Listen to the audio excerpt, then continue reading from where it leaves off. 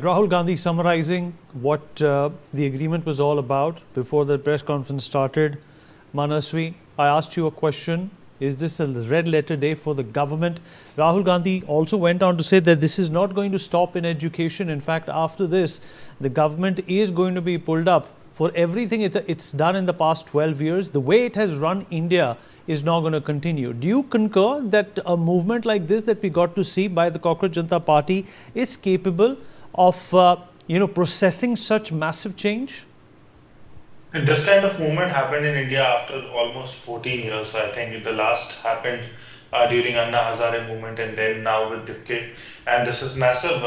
This government, which was never shaky for the first time, have been completely shaky. And this is something which this government is not trained to do that. The Prime Minister, with whatever numbers he had in the third Lok Sabha, also was not. Was always having a confident face, was always coming up with confidence, and also while we were talking before 30 days, we were talking about the kind of mergers and accusations in politics is happening, while entire parties are getting merged with NDA, BJP, MPs are getting outsourced and are committed to NDA for delimitation law passing and everything. So first, in the last session of parliament, a major blockage happened, and now with this, no one is talking about the parliament sessions, and it's all about whatever they wanted to pass is on the backstage right now. And this does not, optics of this does not looks very confident for the government. And on the contrary, the opposition, Rahul Gandhi and everyone, will get momentum out of it. And all those misdeeds the governments have committed in the past or are planning to do that now. It's a good day for a democracy. It's a good day for accountability. It's a good day for responsibility. I feel that it's a massive day for our country, wherein people in power may commit mistakes, have committed mistakes in the past, in the present also, and they're taking accountability, and that is where our democracy moves forward. And I don't see politics out of it. I feel India is moving forward with this, and if a minister who's not working responsibly, if he's not accountable for his misdeeds, is stepping back, I think that's a great gesture for any democracy to function. If a minister is not performing well and there is constant level of examination leaks and there is no massive top resignation or top accountability coming from anywhere, I think this is a good step, and I think this is where our country in 21st century should move forward. If someone is not performing well, he should immediately, like in sports, like in any other walk of life, if I don't perform well as a lawyer, my clients will change me. Similarly, if someone is not performing well as a minister, immediately that particular person needs to be changed, because it's about the right. country. Okay, Manasvi, hold on to that thought. We have some breaking news coming in. Well, as crackdown on NEET paper leak cheats continue in the Maharashtra teacher eligibility test paper leak case, the main accused, Virendra Kumar Gupta, has been arrested from Bihar. He was brought to Pune airport by the Bhiwandi police and will now be taken to Bhiwandi for further investigation. Police are expected to question him about the alleged paper leak network and the broader conspiracy behind the case. Shweta Verma, my colleague, is joining us on the broadcast to give us more details about this. Shweta, this is obviously going to be a process as well as an update which is going to be monitored by everyone, not only the government or the authorities, but citizens too would want to know what's becoming of these people who have been leaking papers. TET exam, that is the teacher's eligibility test. Remember that was leaked, in fact, and the government had to cancel the dates and then reschedule the examination. The mastermind behind this particular paper leak by the Thane police. Remember, he was apprehended from the said to be mastermind, the kingpin of this entire paper leak that has happened. But Vineet, it is more important to understand here that it is not his first time. The man identified as Virendra Kumar Gupta, this is not his first time that he is involved into paper leak cases. Earlier also he has done paper leaks in several other states, and he was actually in jail. He was jailed for this particular case. And then you have seen that once he was out on bail, he had to do TET exam paper leak in Maharashtra. So completely, this was somewhere accountability which was needed from the government is here. And apart from him, there's also one accused him that has been arrested, identified as Inderjeet Singh. Now, it will be important to see how many days of remand is being given to them, and also the fast-track courts that are being designated for all such cases is also something that would be bringing more credibility and ensure that there would be no paper leak case that would be taken further. All right. Shweta, thanks for that update. Shekhar, coming to you now as well. Uh, well, the government was obviously looking uncomfortable. I could tell. Mr. Nadda and Mr. Singh did not want to be in that situation.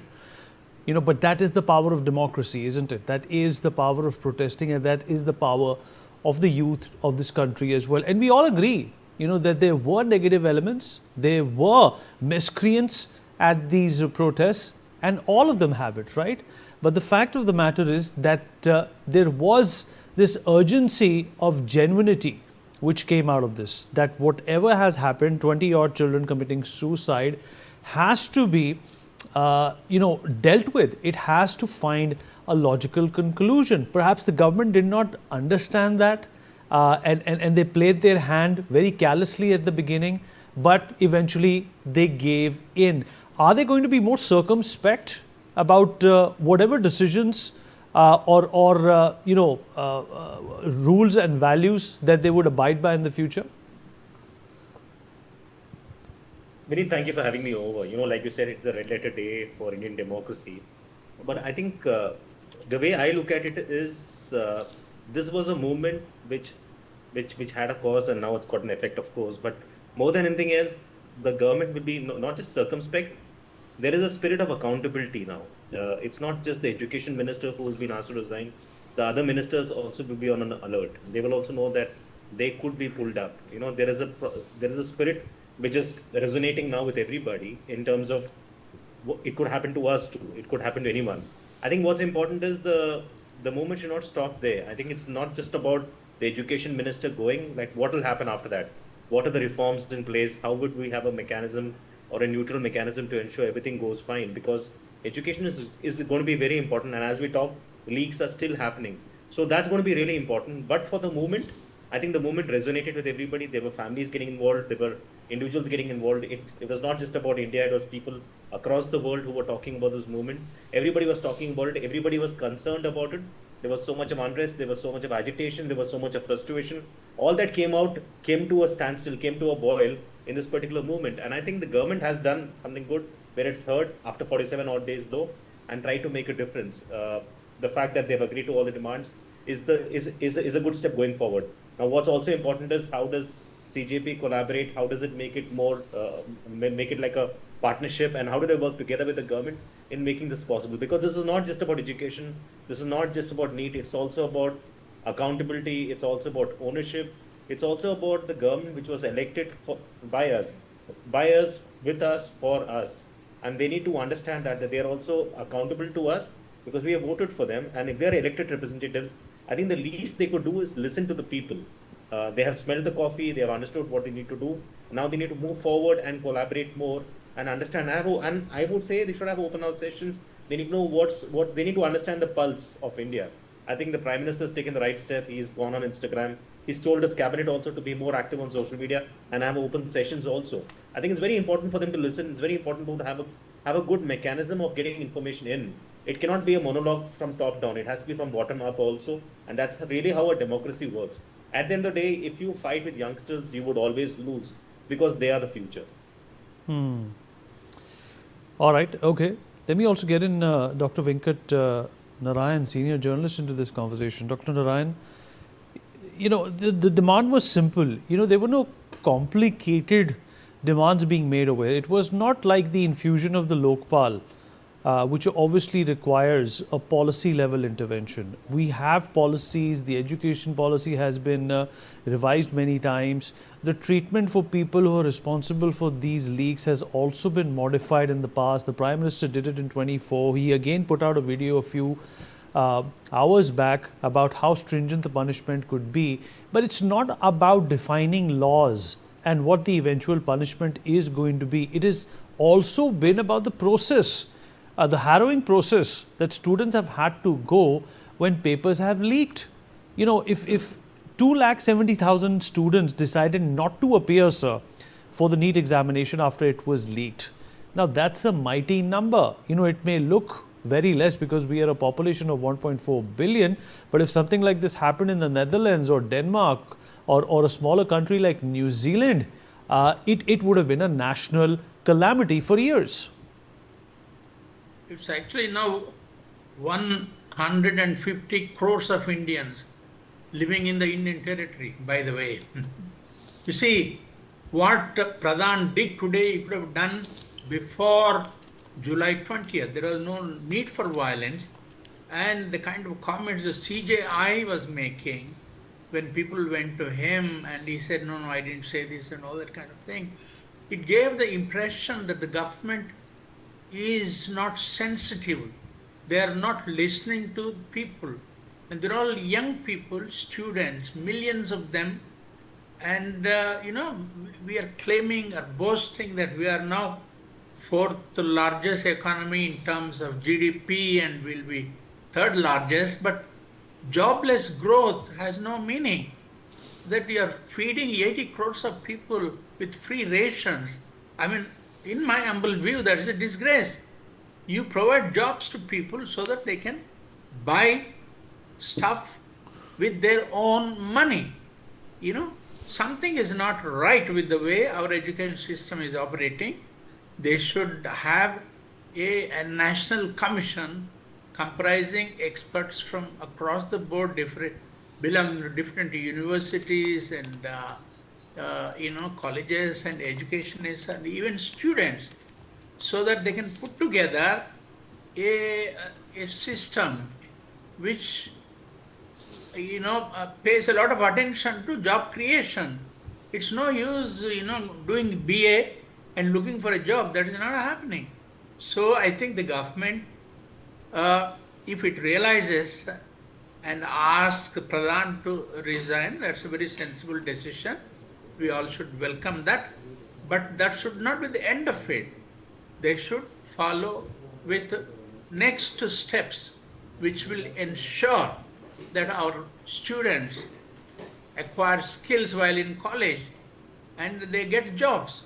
Once Infosys Narayana Murthy said, whenever we advertise for jobs, we get at least 1 lakh of applications and barely 10% of those people are any good. That too, we have to put them through a training. Only then, they are job worthy. This is a very sad state of affairs, and this is a wake-up call. The sooner we realize, the better. Ambassador Singhal, social media is also replete with a lot of joy after Dharmendra Pradhan resigned.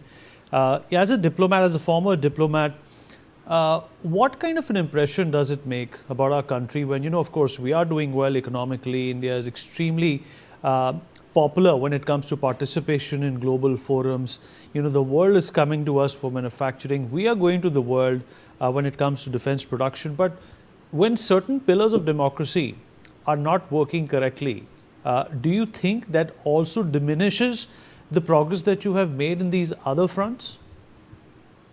Vinit, I mean, what has happened should not have happened. I completely agree with that assessment.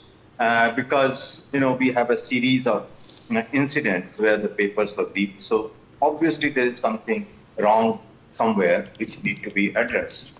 And this kind of, incident certainly, creates a bad impression about the country. There is no doubt about it, because as you rightly said, we are doing very well in other areas. But the education system, I think the speaker before we talked about the quality of education.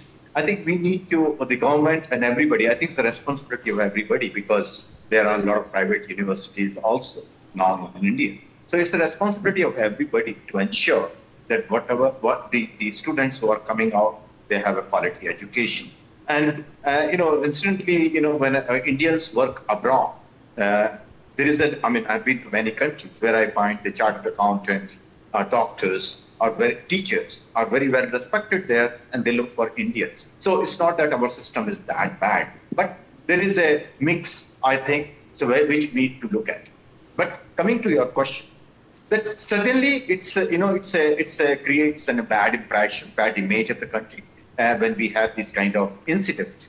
But the way the government has been reacting, that they have already started the process of examining what is wrong with the system. They are coming out with the reforms. Hopefully, those reforms will make sure that this kind of leakage. So they had 12 years to do that. So they had 12 years to figure out what these reforms could have been, right? Why now? No, 20 students kill themselves. I completely agree with what you are saying. But I think now it need to focus on that, and I think it's a wake-up call for the government. Also, there's no doubt. The students, who have agitated. Right. So hold on to that thought. I have some breaking news that I have to dip into. Rahul Gandhi has responded to NewsX's question. He says that his agitation will continue even if CJP has called to withdraw after government accepts all their demands. Listen it. Please.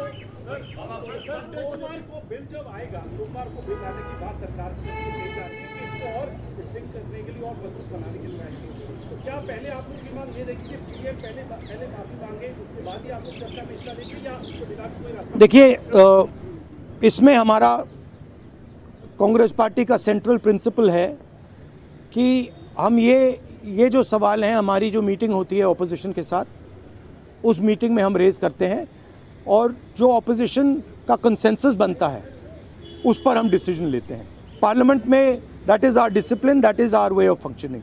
तो I can not answer this question right now.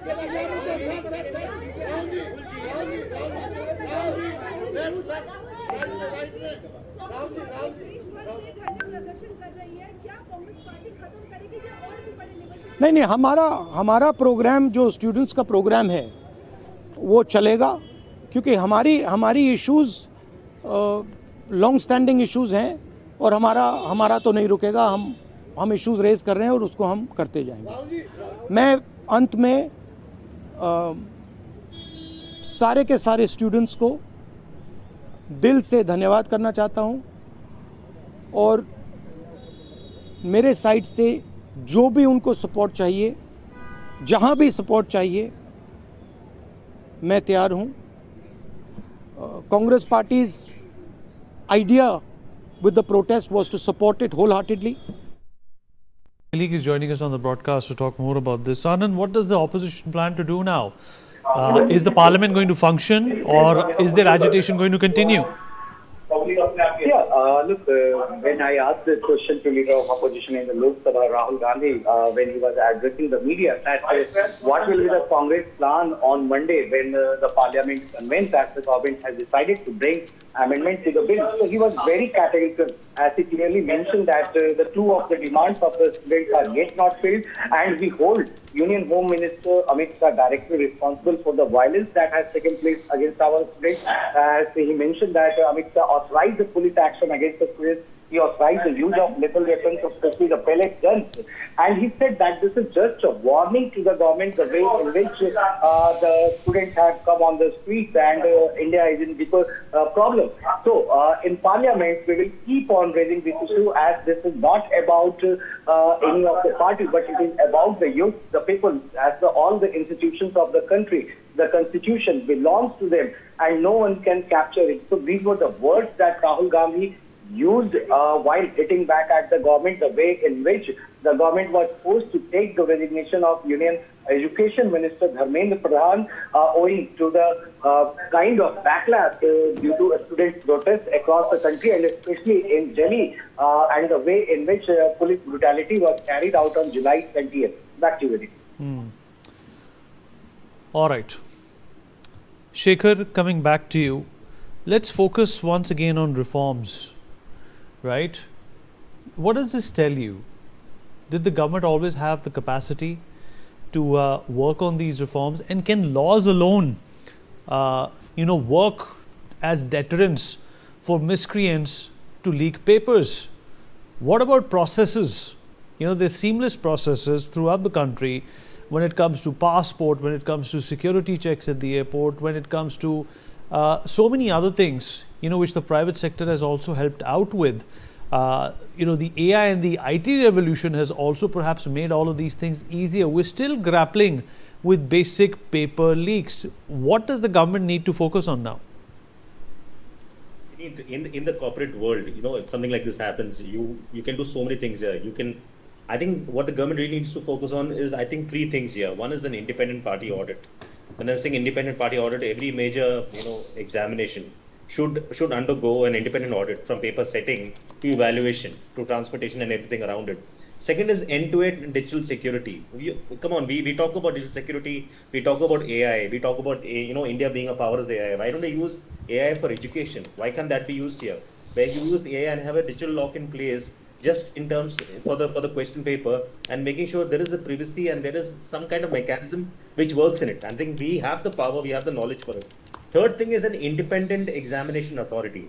An examination authority which is not governed by the government. You have a committee which comes in, which is neutral, which is autonomous, and which actually works in terms of understanding what the students need and making sure this entire concept of leaks do not happen. The leaks is happening because of corruption, because of technology, because of so many things around it. But I think the way the government has to look at it is they can institute these reforms, and they've been doing it for the last 12 years. For the last 12 years, they've been governing India. They know how to win elections.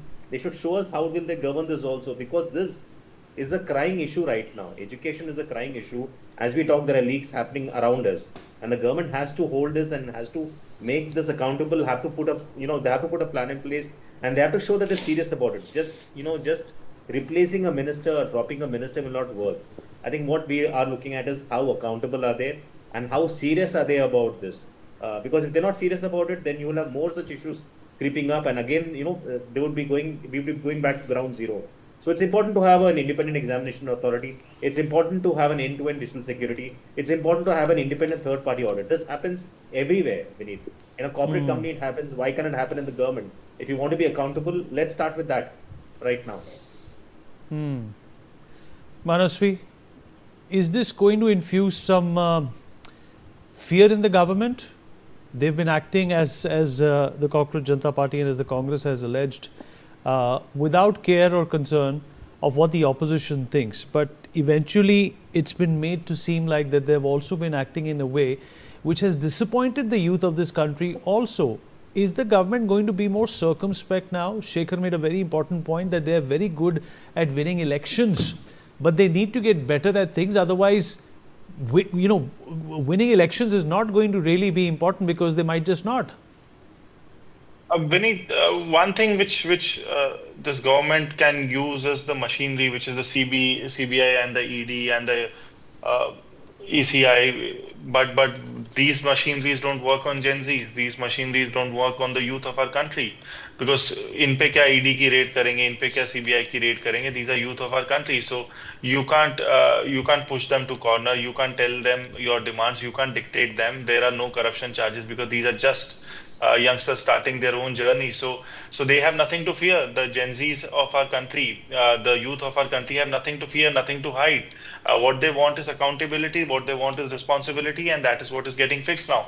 And I feel you can buy MPs, you can pressurize MPs, you can buy parties, but when it comes to governance, for the first time, which was never expected by anyone in our country, that this kind of a show can happen against BJP by a youth of our country who have no idea of how the politics of our country is functioning, but they have got amazing backing by all walks of life. Though people in media or people in politics were a bit concerned that they will not get that momentum, but somehow they got that momentum, and that momentum is unbelievable. And this has led to a resignation of Dharmendra Pradhan. This has led to fulfilling all the demands, and that is something which is massive from all counts, from getting things right for our country, getting things right for our youth, our students, and then getting things right for BJP themselves. So they have to now walk the talk.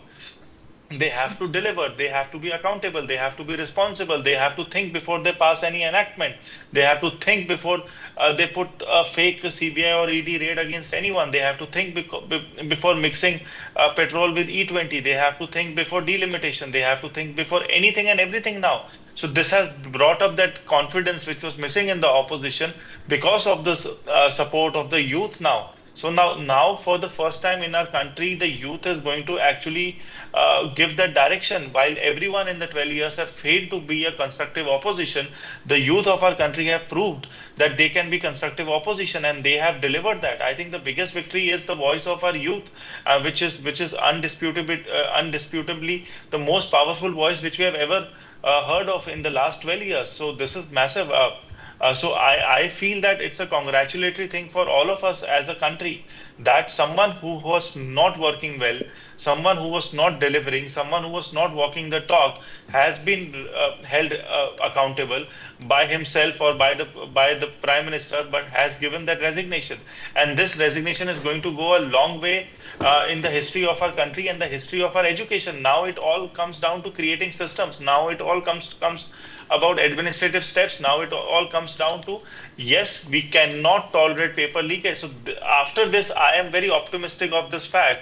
After this particular incident, I feel the next particular examination and the future examinations would be completely leak proof, which will be an end of education mafia, which will be an end of all those corrupt people who were involved in the system. This will create a great system for our country, and that is what we all wanted, and this is a great step. Otherwise, without that resignation, without that accountability, without that responsibility fixing, this would not have happened. You may crack down the small fishes, but the biggest fish was the education minister. May not be directly involved in any kind of corruption, but is the head of that family in the ministry, and he is the first person who should know everything. I remember in 2017 when Prime Minister made a statement in the parliament that Pradhan Mantri Manmohan Singh had that art of having a bath with the raincoat. Similarly, it applies for Dharmendra Pradhan also. How cannot you defend Dharmendra Pradhan when his entire ministry is completely leaking? So he had to be held responsible, accountable. We both were discussing this, Vineet, and now finally that has happened. Manas, we have some breaking news that we have to take. Well, the Delhi Metro has announced that the entry gates of all metro stations across the Delhi Metro network are now